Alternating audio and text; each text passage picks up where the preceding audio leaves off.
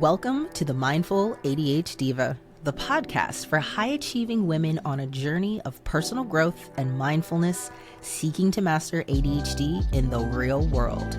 I'm your host, Coach Lauren, and each week we explore the tools and strategies that empower you to conquer ADHD challenges to live a happy and holistic lifestyle.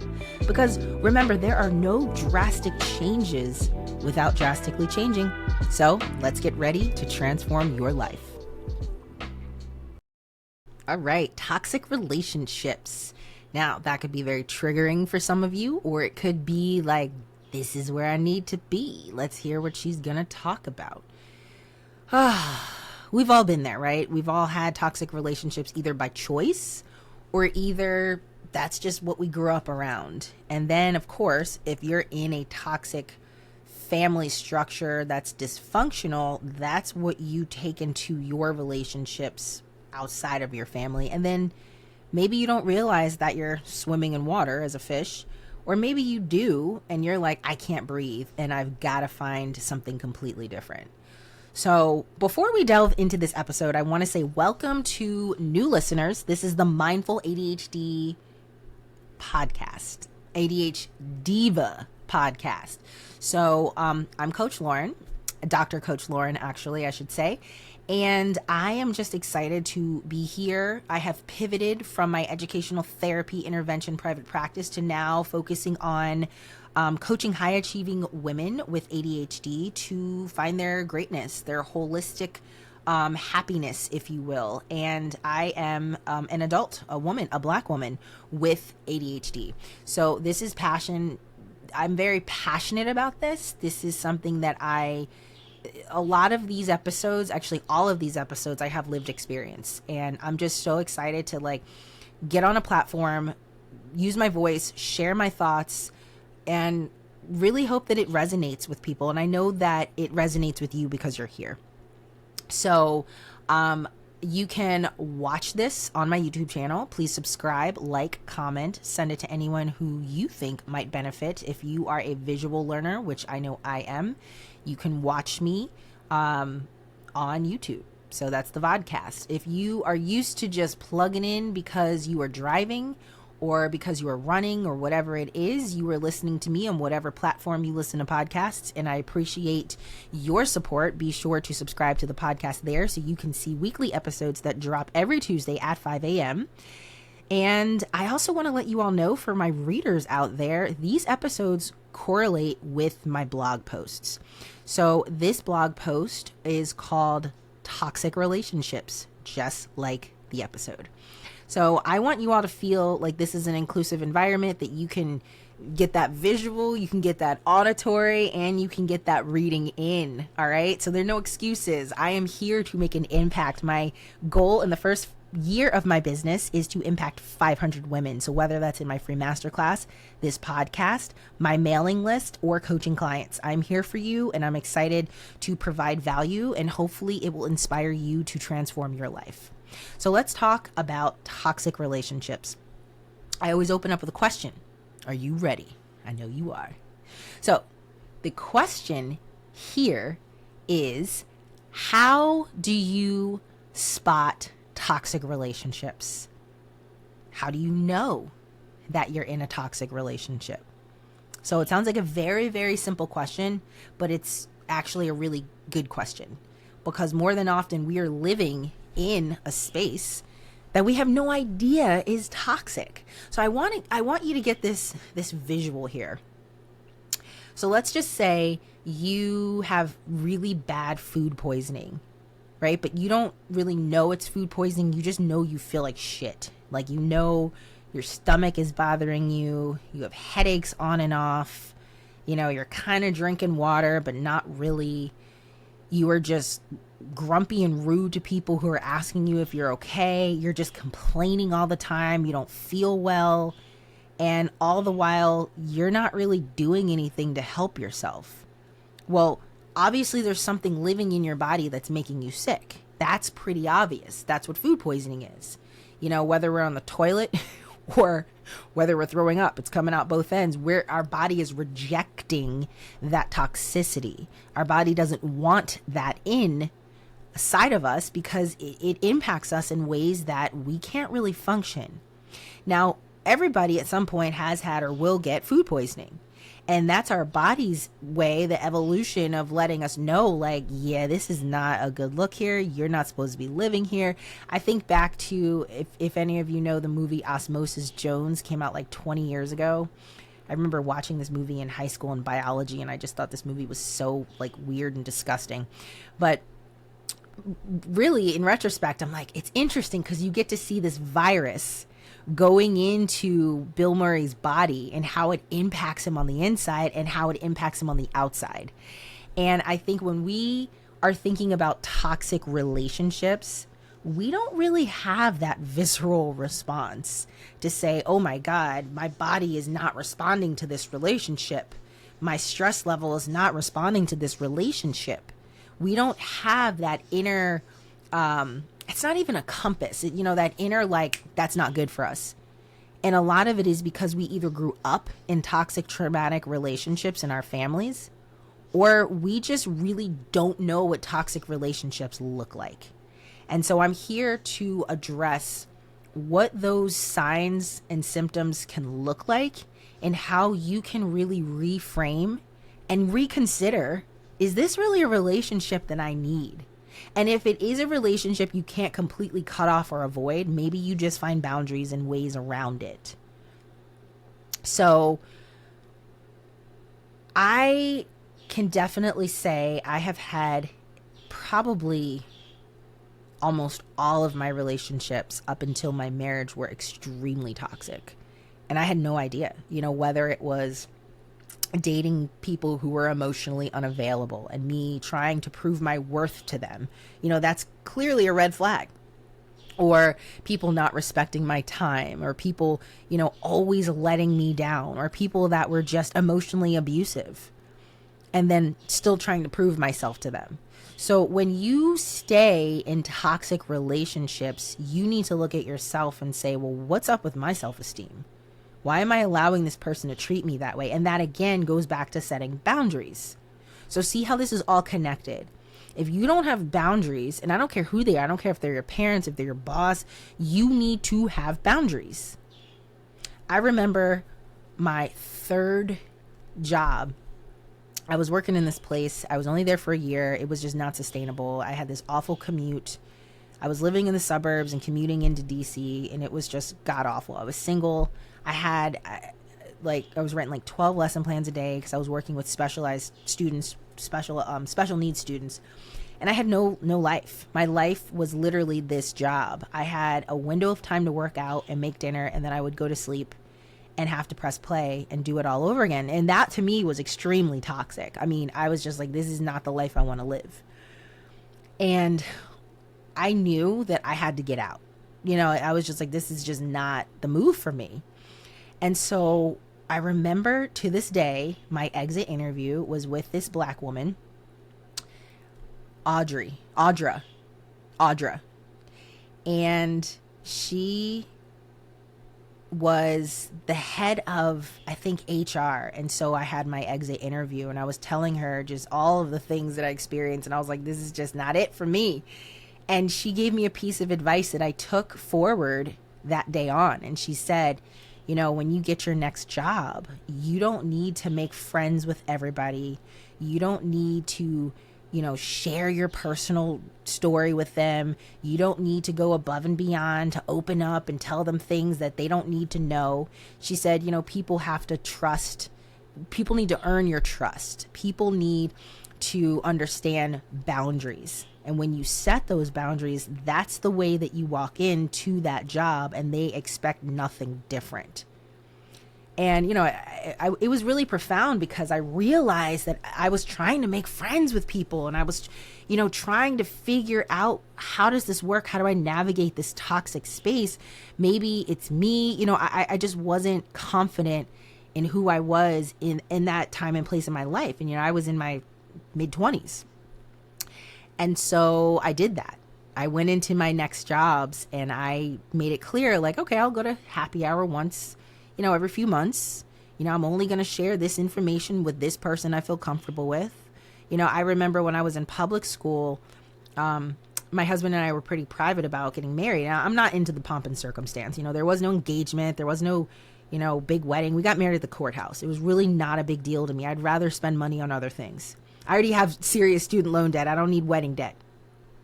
And all I remember was there was this white teacher who had, since retired. I think she retired the following year that I was working there.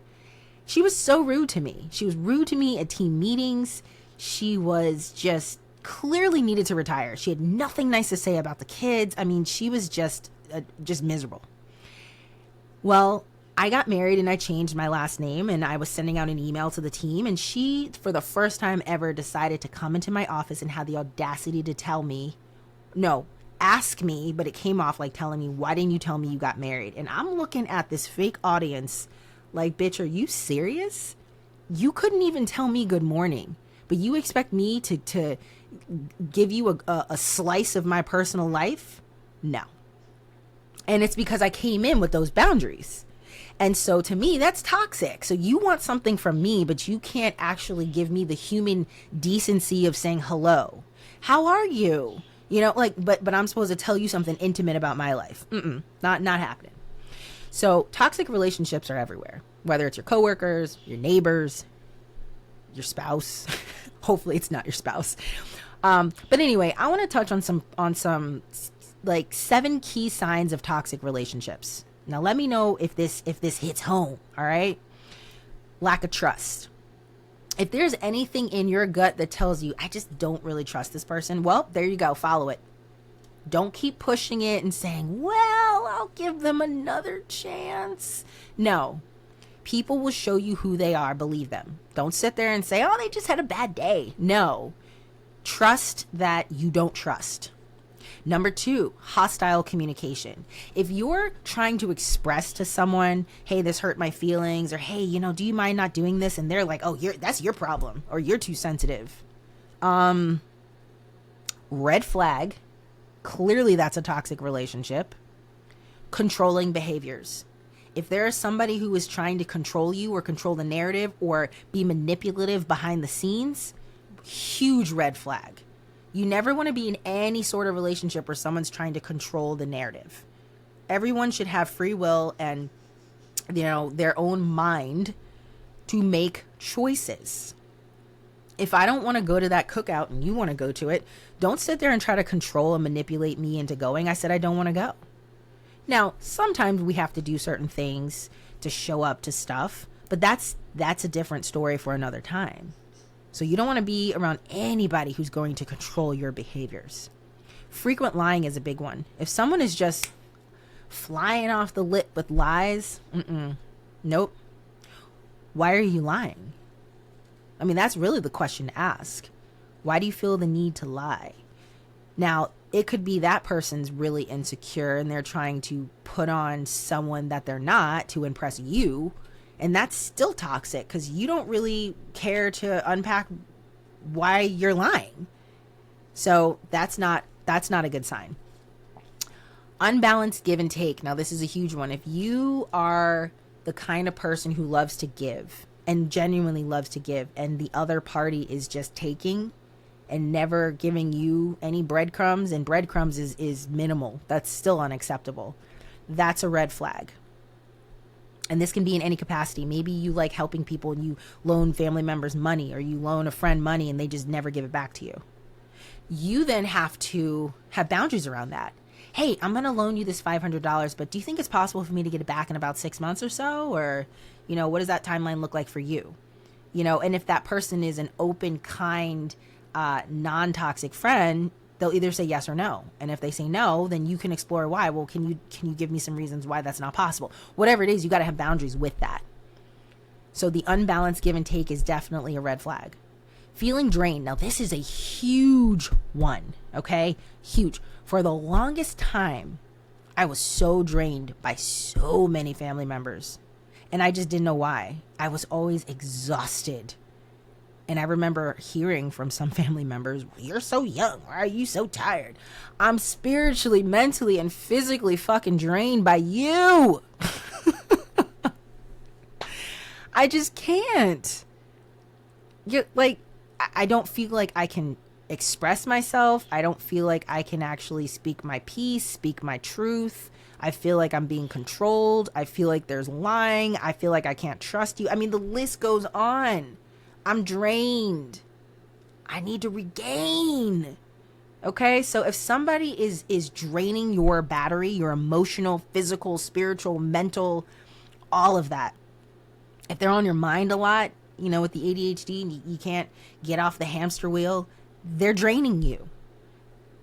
I cut those people out of my life. Now, certain family members, I gotta just have boundaries around that. I can't cut them off. But I went through a whole feng shui when I was kind of transitioning from my other business into this one, where I was like, yeah, that person just talks about themselves all the time. I'm not interested. You know, I think when you are a heart-centered leader and you're a coach and a teacher, you do want to listen. You do want to help. You do want to, you know, really give it your all in that relationship. But when that person is constantly coming to you to complain and they don't really ask you much about you, or, because I had this happen, I had a friend who I trusted dearly and deeply, and I was so hurt that when I was going through really rough times, this person it was obvious. They would check on me because it was on their to-do list. Hey, just checking in.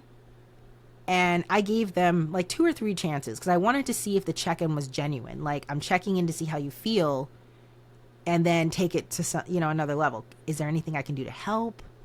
You know, I'm here if you need anything. Hey, you know, how about we, you know, plan a FaceTime or go get lunch soon? You know, I was waiting for that.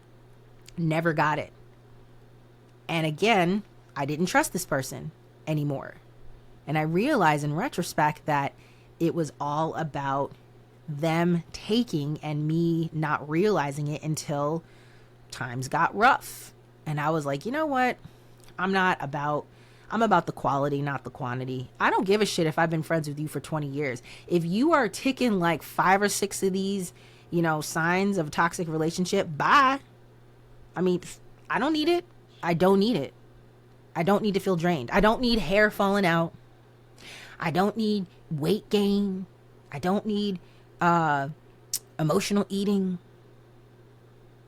I don't need to finish a bottle of wine every night. I don't need it. I don't want to feel drained. So that is a big one that I am like, whew, I need you ladies to really hear this, because I'm sure there's somebody in your life that you're like, damn, this person's draining. How do I navigate this space? Well, you can do it. You just have to find a way that works for you. And then the seventh one, I hate this one, is when people make excuses. Oh, that's just Pookie. Oh, that's just fill in the blank name. No, stop making excuses for that person's like egregious fucking behavior. It's not okay. It's not okay for you to call this family member fat and they need to go do, you know, lose some weight. It's not okay for this. And, you know, and sometimes I feel like you might hear this with older generations. And then all of a sudden when you, especially in black families, especially if you say something, then all of a sudden you're being disrespectful. That's disrespectful. No, you're disrespectful. Like, I'm sorry, you just said something hurtful and rude to somebody and I'm calling your ass out on it, but somehow because I'm holding your ass accountable, I'm somehow disrespectful? No. So we don't want to make excuses for someone's piss poor behavior. I'm not talking about a typical person who is kind and loving who's having a bad day and cops an attitude. That is a completely different situation. Because that's really not an excuse. I think she's having a bad day. And we all have those. So those are 7 signs of toxic relationships that I really want you to think about. Apply that in your life. How many of these did you tick off? How many people did you think of? And so you want to understand the impact of the toxicity. So when you are constantly living in a toxic space, environment, relationship, whatever, you're going to burn the fuck out. I was working at a school that had so much systemic racism, so many microaggressions. I had a very low-key racist principal who was very insecure with who she was as a leader, wanted to be friends with all the goddamn kids, and then would come at me and micromanage me. because I think she was intimidated by the fact that I was a younger Black woman who had my shit together, who had my doctorate degree, who could do my job and her job and try to run a business and commute and was a mom. And I couldn't do it. I was so burnt out. And I'm dodging left, right, and center and realizing, no, I need to leave this toxic environment because I'm going to burn out. And the stress of it's so important I can't stress enough identifying all of these toxic relationships. When you can identify it, then you can't put the toothpaste back in the tube. Then you got to come up with a strategy. All right, how do I set some boundaries now? You know, how do I feel okay to do this and not feel guilty and obligated? So I hope that this episode resonated with you. Obviously, you know, I'm here as a coach to help you individually kind of understand what this looks like for you, and maybe how can you rebuild the best version of yourself to really repel these toxic relationships, because they're all around you. It's just a matter of how much you engage with them. So with that being said, I'm going to end this episode with the free masterclass. All right. So I've been talking about this for a few episodes now. I want you to join the free masterclass. It is the ultimate virtual event to discover, embrace, and nurture your values. And it is a 90-minute virtual event to help women like yourself with ADHD who desire to uncover their authenticity. All right, ladies, we are looking for the authentic version of you so you can have greater empowerment. And I really want you to just rid that lack of fulfillment and that emotional stress. How do you do that? Well, you click the link in the show notes. Then you book a 15-minute pre-qualifier call with me so I can get to know your needs. I can get to know a little bit about you. And then I can ensure that this is the right space that aligns with what you're looking for. And if you are interested in having a discovery call with me to see if working together is a great fit, I would love that. I also want to announce that I am a partner with Renify. Renify is a financial ADHD coaching business. And I'm excited because when you become a client of mine, you actually get access to Renify. So you get access to courses, you get access to a community of people, all of them have ADHD. You get access to expert live discussions, and you can do some drop-in meditation. I mean, there's so many resources. So while you're working with me, we are working on your one-on-one goals, but then you also have that support of the ADHD community. And if you are from Renify, then hop on over for a discovery call and we can talk about what that looks like as a whole package. So I am so excited you all are here, and I can't wait to speak to you next week. See you then.